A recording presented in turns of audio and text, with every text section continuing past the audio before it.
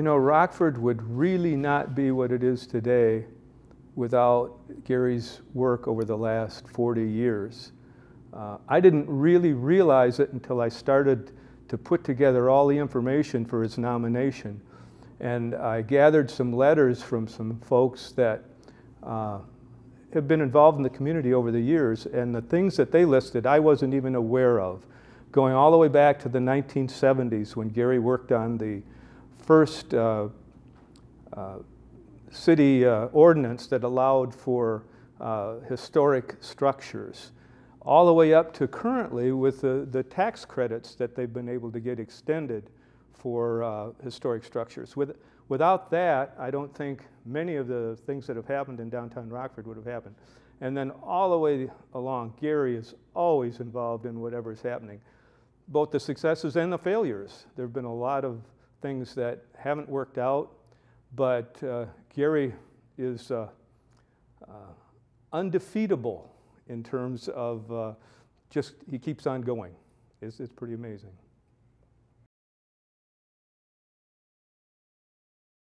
She started Vegetarian in Motions because of her compassion for animals and for the environment and the health reasons. So there were several reasons why she got motivated to do this program.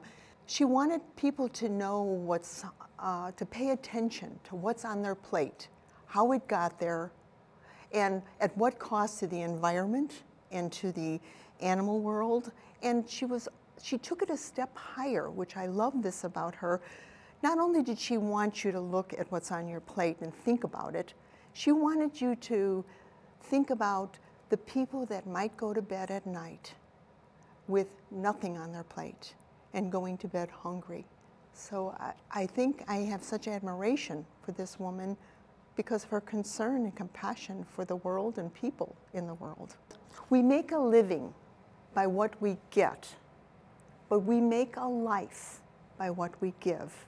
Carol is a giver, and she's made a beautiful life. I think Stan is known as a rabble-rouser in Rockford, but if you look at his background, he comes from a traditional faith-based perspective. He went to grade school at St. Bernadette for 1st through 8th grade. He was an altar boy there. And then he was a year in seminary contemplating to be a priest. Then thereafter, like a lot of young men his age, he was called to serve in Vietnam, which he went to willingly. And when he got to Vietnam, he developed, I think, what was his mantra for the rest of his life, which was his love for peace. And when he came back to Rockford, he made an immense difference, from founding the Rock River Food Pantry to either initiating or sparking 11 other community organizations. A lot of them are still out there doing good in the community. I think a couple things motivate Stan. One is his love for people, and he certainly knows a lot of people in Rockford. The second is making Rockford a better place. You know, I think Rockford knows of Stan as a progressive, but his definition of progressive is identifying issues that need to be addressed in the community and then taking steps to get there. And that's the work that Stan has done. One of the things that we worry about right now in the community that shows up in every survey that's done is the issue of safety. But this would be, in my opinion, a less safe community without Ruth's presence, because she is a total advocate for helping as many young people as possible to know what civility is. Where any of the projects that she's involved in, it's always the issue of manners and civility and teaching people and coaching people on how to do a better job of being kind and considerate to one another. So, so I see her as, you know, a sort of a major player in that regard, and particularly in the minority community.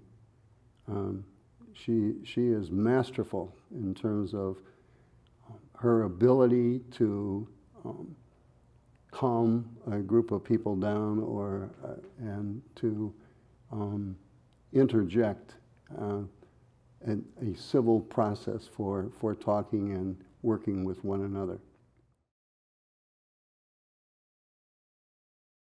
Peter's dedicated to urban renewal in downtown Rockford, and that he was involved in the first live, work, and play studies that were done in Rockford. And during that time, they had visions for what they said downtown could be, and they laid out a number of different factors. And Peter's made his commitment to trying to make those things happen. So with the city market and now the indoor market, the hotel that he's working on downtown, his commitment to transform Rockford, his purchasing real estate in downtown Rockford and putting his office downtown, all those things have been part of his commitment to urban renewal.